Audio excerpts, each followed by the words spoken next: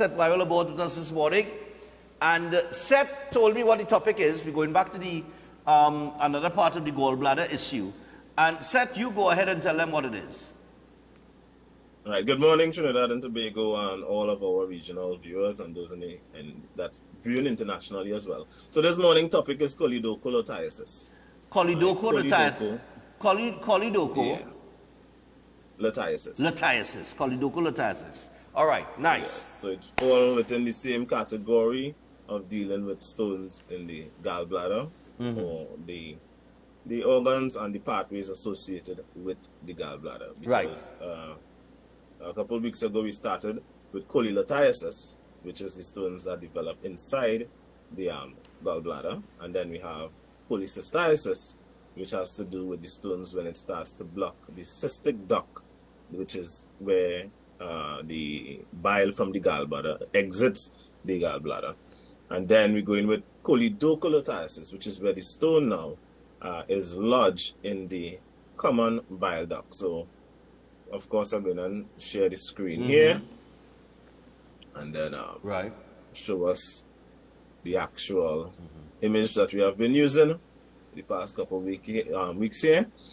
So, the common bile duct here, this is when the stone that, as you can see in this diagram here, and on the right, let me highlight it a little bit. Oh, let me pull out red.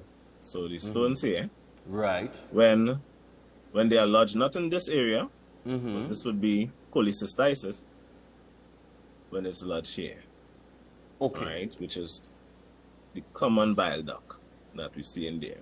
So when that stone is lodged there, choledocolithiasis is when there is, localized, you'll get like localized inflammation taking place, right? Simply meaning that you may not get any,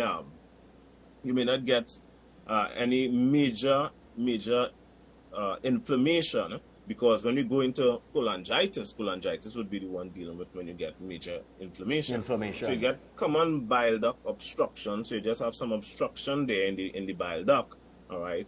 But you'll have proximal inflammation. When I mean proximal inflammation, I mean you might just get inflammation around the area itself where the stone is lodged, all right? But because it's obstructing the common bile duct, you would get jaundice taking place, or what we call obstructive jaundice taking place. Now, if we know what jaundice is when bilirubin is building up in the liver, because it's not, this is where it has to pass to exit into the small intestines. So when it builds up now, because of that blockage, you'll get skin and eyes and stuff and nails starting to turn yellow. So that's a sign of that. Now, that is not the only way you get jaundice. You can get jaundice by having liver diseases or liver conditions. But this is one of the ways in which you can get jaundice. That's why it's called obstructive jaundice. All right. So this happens, and of course, it's a bit problematic, right? Because you have then dilated hepatic bile ducts, which, if I show you here, as we see in the hepatic bile ducts here, so they start to dilate because of the obstruction taking place. Now, I like to tell people, when it comes to these type of conditions, you want to be preemptive. You want to be preemptive. All right? You want to not be, as I mentioned, that we are a reactive society. So we wait until a condition develop. All right? And when that condition develop, then we want to take action to try to deal with it.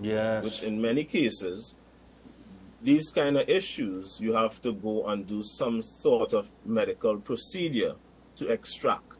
All right. Of course, theoretically, you can reduce these stones by making some serious lifestyle changes, which is what I help people accomplish. Right, making those lifestyle changes, because you don't want choledocolithiasis, to develop into cholangitis.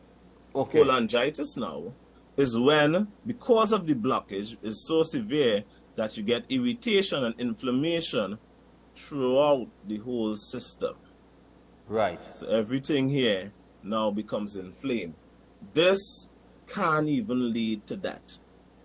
Right? So cholangitis is a more serious condition, and you have things like what you would call Charcot's triad and Reynolds pentag, which is where you get other conditions like fever, and you become nauseous, you get pain.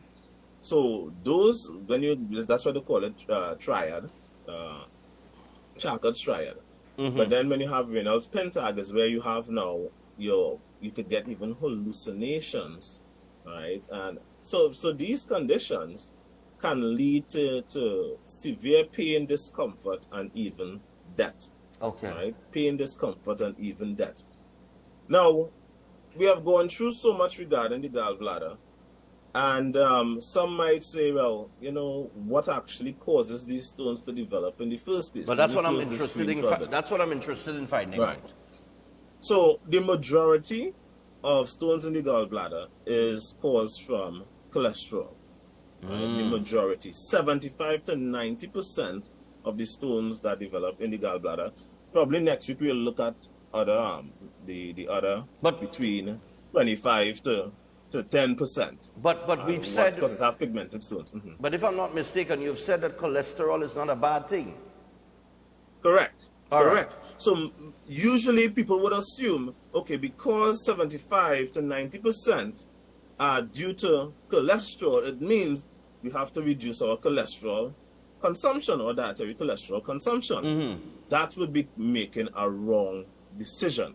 Because guess what happens? Okay. When you reduce your dietary cholesterol, your liver now, because you have reduced your dietary cholesterol, your liver is going to start to produce more cholesterol in order to make sure that you have enough cholesterol, correct, because you're not getting in as much from your diet. In fact, many people's diet don't even have cholesterol in it, right? So therefore, the liver now would have to compensate. Now, because your liver also produces bile salts, and parts of bile salts is from cholesterol, that's how the body makes bile salts, you're going to have an oversaturation of your bile salts with cholesterol because the liver has to produce more cholesterol. So what happens now when that saturated cholesterol saturated bile salts end up in the gallbladder? Because if there is too much cholesterol in the bile salt, it weakens the strength of the bile salt. The excess cholesterol would be precipitated out of the bile salts while in the gallbladder, and that precipitated cholesterol, which the body, of course, is your body is intelligent. It can't have your bile diluted with cholesterol, or else it would lose its strength. So it removes some of the cholesterol, and that cholesterol that have seeped out of it in order to keep the strength of the bile, those are what form the choledocolithiasis, which is the stones in the gallbladder. Okay. So coming to the wrong conclusion and saying, oh, I need to reduce my fat consumption is going to help me reduce developing gallbladder stones is an inaccurate choice. Human beings are biologically and genetically designed for high fat consumption. High fat consumption. Yes, that might sound weird, but I did show last year that we are designed for high fat consumption. Systematic review and meta-analysis have shown that it is conclusive that fats are not our enemies. And in fact, what I would do is, of course, share my screen to show that again, all right, so that we could understand that, fat is not our enemy. All right, let me know if you're seeing the screen here. Yes. All right, so I always go to the National Library of Medicine and look at the topic here, saturated fats, villain and boogeyman in development of cardiovascular disease. Look at the date where this was published, the 21st of December, 2022. Now, because of time constraints, I'm jumping down to the conclusion, right? If people want to get some information, you can message me, right, or contact me. It says, findings from the studies reviewed in this paper indicate that the consumption of saturated fats is not significantly associated with cardiovascular disease risk, events, or mortality. Based on the scientific evidence, there is no scientific ground to demonize saturated fats as a cause of cardiovascular disease. Saturated fats naturally occurring in nutrient-dense foods can be safely included in the diet. Just to show people, look at conflicts of interest here, conflicts of interest. The authors declare that they have no competing financial interests or personal relationship that could have appeared to influence the work reported in this paper. Now, that just goes to show facts, and then there are other studies that show we are genetically, biologically, morphologically, and physiologically designed for fat consumption. High fat consumption. You know what we're not designed for? Sugar consumption. Sugar consumption. Right? But guess what we eat every day? Sugar. Sugar, right? True. Sugar in everything, right? Sugar and flour, we have demonized fat. We have demonized fat because some years ago, back in the 1960s, there's a piece of corruption that took place by the sugar industry, where they funded research to downplay the effects of sugar, and they throw all the blame on fat.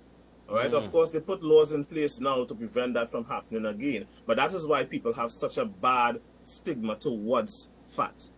That piece of corruption that took place, that they put laws in place now to prevent from happening again. But that piece of corruption have done the damage over the decades, and many people, up to today, still cannot consume fat, even though the scientific literature shows that saturated fats consumption is safe and cannot harm the human body. That's an interesting point to end on as we wrap up here, because we're out of time. But I know next week we're going to continue with the final stage of this particular topic. Yes. And that's interesting, you know, because people say, no, put on a piece of meat, it has too much fat in it. Right?